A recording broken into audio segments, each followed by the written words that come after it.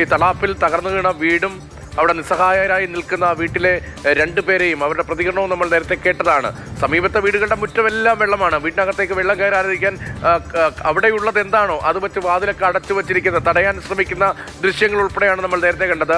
പകർച്ചവ്യാധികളുടെയും മറ്റുമൊക്കെ സമയവുമാണ്. കൂടുതൽ പ്രതികരണങ്ങളിലേക്ക് പോകുമ്പോൾ ആളുകൾക്ക് എന്തൊക്കെയാണ് ഈ ഭരണ സംവിധാനങ്ങളോട് പറയാനുള്ളത്? എനിക്ക് തോന്നുന്നു ഫെലിക്സ് ഉള്ളത് ഈ വീട് തകർന്ന സജിതയുടെ കൂടെയാണ്. സജിതയ്ക്ക് എന്താണ് പറയാനുള്ളതെന്ന് കേൾക്കാം. തീർച്ചയായിട്ടും. അപ്പോൾ സജിത നമുക്കൊപ്പം ചേരുന്നുണ്ട്. അപ്പോൾ നമ്മളിപ്പോൾ ഈ അടുക്കളയിലാണ്. ഇവിടുത്തെ പാത്രങ്ങളൊക്കെ തകർന്ന നിലയിലാണ്. ചേച്ചി, ഇപ്പോൾ ഇത് ഉപയോഗിക്കാൻ പറ്റാത്ത അവസ്ഥയായല്ലേ? ഉപയോഗിക്കാത്ത അവസ്ഥയാണ്. നിങ്ങൾ പുലർച്ചെ 4 മണിക്കാണോ? പുലർച്ചെ 4-4:30 അങ്ങനെയാണ്. ഒരു ശബ്ദം കേട്ടിട്ട് എണീച്ച് വന്നതാണ്. നമുക്കെല്ലാം വീണ് കവിടുകൂടി. പാത്രങ്ങളൊക്കെ പോയല്ലേ? പാത്രങ്ങളെല്ലാം പോയി. ചെടികളുടെ ഇതായി. ഇനി ഇവിടെ താമസിക്കാൻ പറ്റാത്ത അവസ്ഥയാണല്ലോ. ഇനി താമസിക്കാൻ പറ്റില്ല. പോയല്ലോ. ഇനി വെള്ളം ഇപ്പറല്ലേ വരുന്നത്.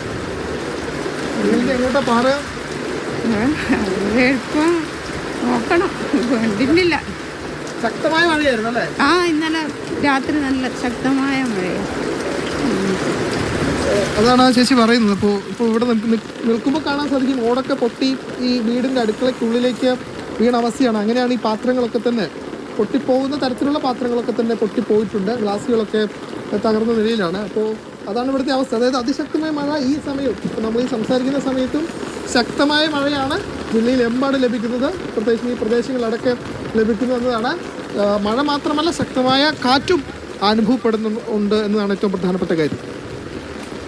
ശരി, ഫെലിക്സ് ആണ് വിവരങ്ങൾ നൽകിയത്. അവർ പറയുന്നത് പുലർച്ചെ 4-4:30 കൂടിയാണ് ഈ ശക്തമായൊരു ശബ്ദം കേട്ട് വന്ന് നോക്കുമ്പോഴാണ് അടുക്കളയുടെ മേൽക്കൂര മുഴുവൻ തകർന്നിട്ടുണ്ട്. അവരവിടെ നിന്ന് പാത്രങ്ങൾ, അടുക്കളയിൽ അവർക്ക് ഉപയോഗിക്കാൻ കഴിയുന്ന സാധനങ്ങളൊക്കെ അവിടെ നിന്ന് മാറ്റുകയാണ്. എത്രയും പെട്ടെന്ന് തന്നെ സമീപത്തെ കുടുംബ വീട്ടിലേക്ക് മാറും എന്നുള്ളതാണ് അറിയിക്കുന്നത്. പ്രദേശത്തെ കൗൺസിലറൊക്കെ അവിടേക്ക് വന്നിരുന്നു, വീട്ടിലേക്ക് വന്നിരുന്നു. അവരോട് സംസാരിച്ചു.